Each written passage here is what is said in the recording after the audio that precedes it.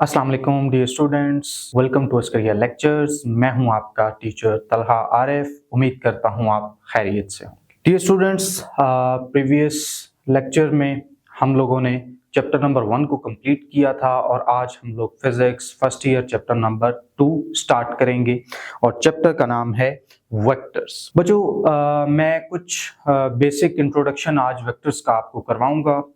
I hope ये आप पहले भी पढ़ चुके होंगे, बट हम इसको ज़रा रिपीट कर रहे हैं ताकि अगर कहीं पे कोई कंफ्यूजन है तो वो क्लियर हो जाए। हमारा आज का टॉपिक है वेक्टर्स। वेक्टर्स से पहले हम लोग चलते हैं ज़रा 9th-10th में, और इससे पहले हम लोगों ने पढ़ा कि फिजिकल क्वांटिटीज, और इस बुक के भी जो पहला चैप्टर है उसमें हम लोगों ने पहला चैप्टर फिजिकल क्वांटिटीज को ही पढ़ा था। फिजिकल क्वांटिटीज को एक्सप्लेन करता चलूं तो हम लोगों ने पढ़ा कि all measurable quantities are called the physical quantities. ऐसी तमाम क्वांटिटीज जिनको आप मेजर कर सकें, पैमाइश कर सकें, जिनको आप गिन सकें, they are called the physical quantities. अच्छा, उसके बाद हम लोगों ने आगे मजीद इसको पढ़ा कि उसकी मुख्तलिफ इकसाम होती हैं, वेक्टर्स और स्केलर। तो उन्हीं में से एक क्वांटिटी को हम आज पढ़ेंगे, एक टॉपिक को आज क्लियर करेंगे जिसका नाम है वेक्टर्स। साथ में थोड़ा बहुत मैं स्केलर्स का भी बताऊंगा ताकि हम उसमें डिफरेंशिएट कर सके कि स्केलर और वेक्टर में क्या डिफरेंस है। तो बच्चों, चलते हैं अपना टॉपिक की तरफ। हमारा टॉपिक है वेक्टर्स, और जैसे कि मैंने उसकी डेफिनेशन लिखी, the physical quantities having both magnitude and direction is called vector, ये are called vectors। ऐसी तमाम क्वांटिटीज, याद रहे, ऐसी तमाम फिजिकल क्वांटिटीज जो कि अपने मैग्नीट्यूड के साथ साथ एक स्पेसिफिक डायरेक्शन भी रखती हैं, उनको हम लोग क्या नाम देते हैं? वेक्टर्स का नाम देते हैं। बेटे, इसकी एग्जांपल्स में आते हैं, और एग्जांपल मैंने बोर्ड पे लिखी, फोर्स और वेलोसिटी। थोड़ा बहुत इसको समझते हैं कि फोर्स एक वेक्टर क्वांटिटी किस तरह है और वेलोसिटी एक वेक्टर क्वांटिटी किस तरह है। बच्चे, उससे पहले हम लोग जरा मैग्नीट्यूड को डिस्कस कर लें ताकि आपको फोर्स और वेलोसिटी का अच्छे से समझ आ सके कि ये वेक्टर क्वांटिटी क्यों कहलाई जाती हैं। बेटे, मैग्नीट्यूड क्या चीज़ होती है? मैंने साथ में उर्दू में भी लिखा आसानी के लिए कि मैग्नीट्यूड किसी भी चीज़ की मिकदार को कहते हैं। किसी भी चीज़ की मिकदार को कहते हैं कि आया कोई चीज़ कम है, ज़्यादा है या कितनी है, ये उसका मैग्नीट्यूड कहलाता है। साथ में मैंने लिखा हाउ मच, कितनी है। डेफिनेशन पे चलें तो कहता है it is a numeric value of a vector, यानी कि ये वेक्टर के साथ एक जो नंबर लिखा होगा, यानी उसकी कोई स्पेसिफिक न्यूमेरिकल वैल्यू, तो उसको हम कहते हैं मैग्नीट्यूड। अब अपनी एग्जांपल की तरफ चलते हैं कि हम लोगों ने फोर्स को वेक्टर क्वांटिटी क्यों कहा। बच्चे, आपने अक्सर सुना होगा कि जी हम इस चीज के ऊपर 5 न्यूटन फोर्स अप्लाई कर रहे हैं, 5 न्यूटन फोर्स अप्लाई कर रहे हैं। अब ये बात तो हमें समझ आ गई कि 5 न्यूटन फोर्स हम लोगों ने इसमें अप्लाई की, लेकिन अब वो 5 न्यूटन जो फोर्स अप्लाई की जा रही है वो किसी स्पेसिफिक डायरेक्शन में होगी। ऐसे ही तो नहीं हम कह देते ना कि हम उसके ऊपर फोर्स अप्लाई कर रहे हैं। ऑब्वियसली हमने अगर फोर्स अप्लाई की है तो उसके लिए कोई डायरेक्शन होगी। जैसे फॉर एग्जांपल ये बोर्ड है, तो इस बोर्ड के ऊपर अगर मैं ये फोर्स लगा रहा हूं तो हाँ, मैं इसको नाम देता हूं कि ये जो फोर्स मैंने लगाई है ये है 5 न्यूटन। तो मुझे साथ में ये भी बताना पड़ेगा कि जो मैंने 5 न्यूटन फोर्स लगाई है वो किस डायरेक्शन में लगाई है। तो इसलिए अगर मैं कहता हूं कि जी मैं बोर्ड पे 5 न्यूटन फोर्स लगा रहा हूं, तो इसके साथ एक चीज अटैच हो जाती है जो कि उसकी डायरेक्शन कहलाती है।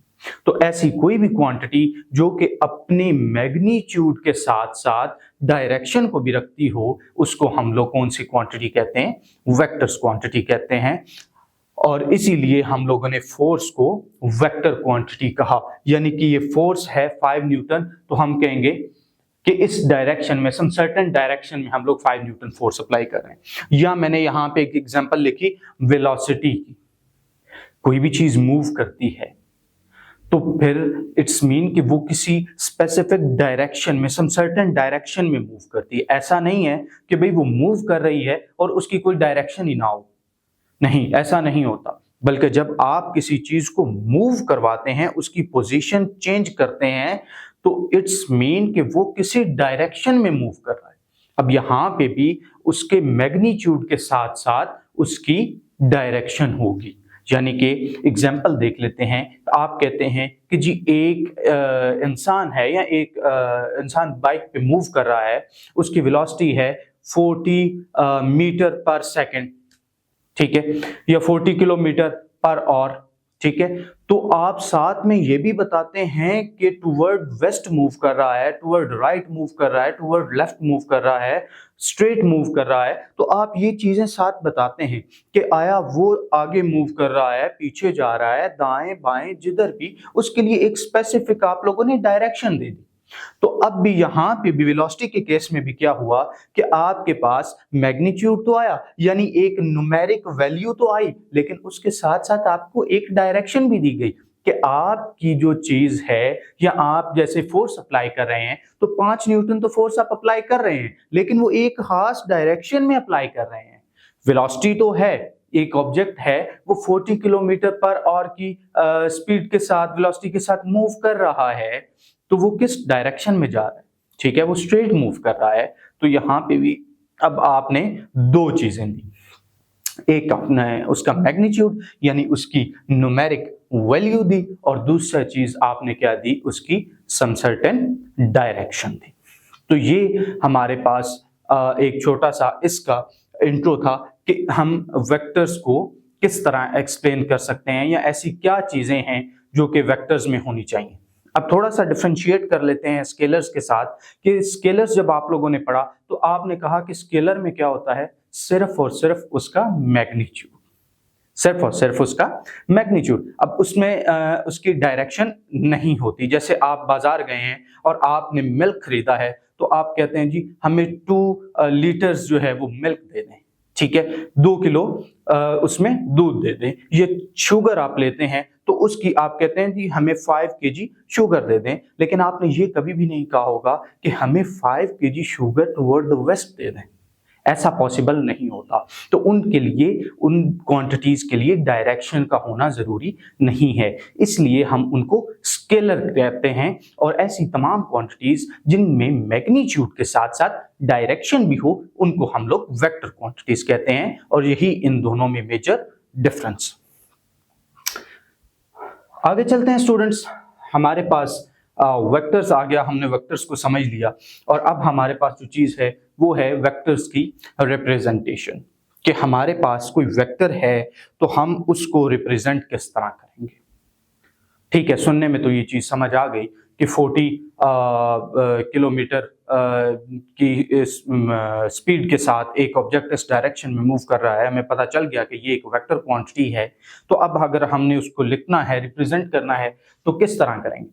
तो कहता है कि vectors are represented by using the bold letters. इनको लिखते हुए आपने किस चीज का ख्याल रखना है, या ऐसी कौन सी चीजें आपने करनी है जो ये बाकी चीजों से इसको मुख्तलिफ बनाएं, इससे फर्क वाज़े नजर आए कि ये एक वेक्टर क्वांटिटी है और ये एक स्केलर क्वांटिटी है। तो उसके लिए पहला आपके पास क्या है जी, कि vectors are represented by using the bold letters.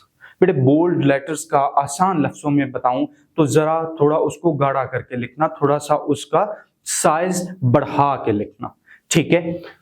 जैसे कि मैंने यहां पे एग्जांपल दी, आप ये देख सकते हैं कि आपको ऊपर वाले में और नीचे वाले में, या इसमें और इसमें फर्क वाज़े नजर आ रहा होगा। ये थोड़ा सा मोटा करके लिखा है, थोड़ा बोल्ड करके लिखा है, थोड़ा इसका साइज हम लोगों ने बड़ा कर दिया है। तो इसलिए ये चीज और इस चीज में थोड़ा सा डिफरेंस है, थोड़ा सा फर्क हमें नजर आ रहा है। तो इसलिए हम कहते हैं कि आप क्या करें, आप बोल्ड लेटर्स का इस्तेमाल करें, ठीक है बच्चे। और दूसरा पॉइंट कि अगर आप बोल्ड लेटर्स इस्तेमाल नहीं कर रहे तो आप एरो ओवर इट, कि आप वेक्टर लिखें, vector A, vector B, vector C, same as it is जैसे आप बाकी चीजें लिख रहे हैं, सिर्फ उसके ऊपर आप एरो प्लेस कर दें, एक एरो लगा दें। अब वो एरो क्या करेगा, वो हमें बताएगा कि भाई ये है हमारे पास वेक्टर। मैं आगे जाके आपको बताऊंगा भी कि वो एरो लगाने का खास मकसद क्या है। अच्छा जी, तो ये हमारे पास वेक्टर्स का लिखने का एक तरीकाकार था कि अगर आपने वेक्टर्स को लिखना है तो पहला तरीकाकार मैं रिपीट कर देता हूं कि उसको बोल्ड लेटर्स में लिखें, और दूसरा तरीकाकार क्या है कि उसके ऊपर आप एरो हेड लगा दें। आगे चलते हैं बच्चे। ग्राफिकली वेक्टर्स को दो तरीकों से रिप्रेजेंट किया जाता है। एक तो आपने यहाँ पे या बोल्ड लेटर्स इस्तेमाल कर लिए या उसके ऊपर एरो लगा लिया। दूसरा तरीका है वेक्टर्स को ग्राफिकली रिप्रेजेंट करना, यानी कि वेक्टर्स को ड्रॉ करना। अब ड्रॉ करने के लिए हमें किन किन चीजों का ध्यान रखना होगा या कौन कौन सी चीजें हमें देखनी होंगी। तो कहता है कि graphically a vector is represented by using the arrow head. जैसे मैंने ऊपर अभी आपको बताया कि हम लोग किसी भी वेक्टर के ऊपर जो एरो लगाते हैं उसका लगाने का क्या मकसद है, तो वो ये है कि ग्राफिकली उसको रिप्रेजेंट करने के लिए हम लोग क्या करते हैं, एक एरो हेड का इस्तेमाल करते हैं। यानी वेक्टर को जब भी ड्रॉ करते हैं हम लोग एक एरो हेड यूज करते हैं, यानी कि वेक्टर को इस तरह ड्रॉ किया जाता है। अब कहता है length of the vector indicate its magnitude and the arrow head represent the direction of the vectors. मैं इसको जरा आसान कर देता हूं बच्चे कि यहां पे मैंने आपके पास एक एरो बनाया और यहां पे मैंने उसको डिवाइड कर दिया दो हिस्सों। एक हिस्सा वो है जो इसकी यहां से लेकर यहां तक की लेंथ है, ठीक है, सारा फासला है।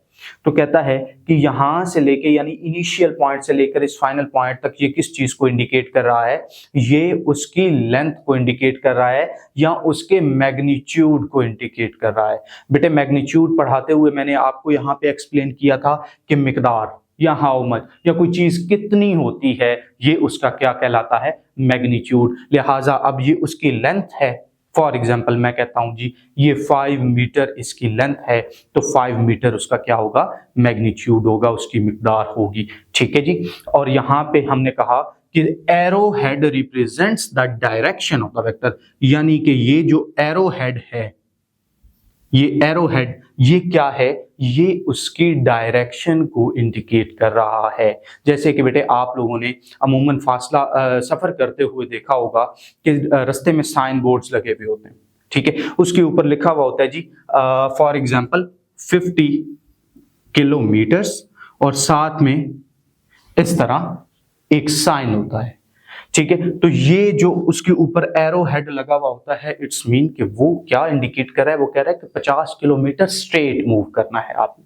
तो यही चीज हमारे पास वेक्टर है और इसीलिए हम यहाँ पे ये जो एरो हेड इस्तेमाल करते हैं, ये बच्चे किस चीज के लिए इस्तेमाल होता है, to indicate to represent the direction of the vector. तो बच्चों ये हमारा एक छोटा सा टॉपिक था। मैं उम्मीद करता हूं कि आपको ये टॉपिक क्लियर हो गया होगा। अगर आपका कोई क्वेश्चन हो तो कमेंट बॉक्स में हमसे पूछ सकते हैं। Thank you very much.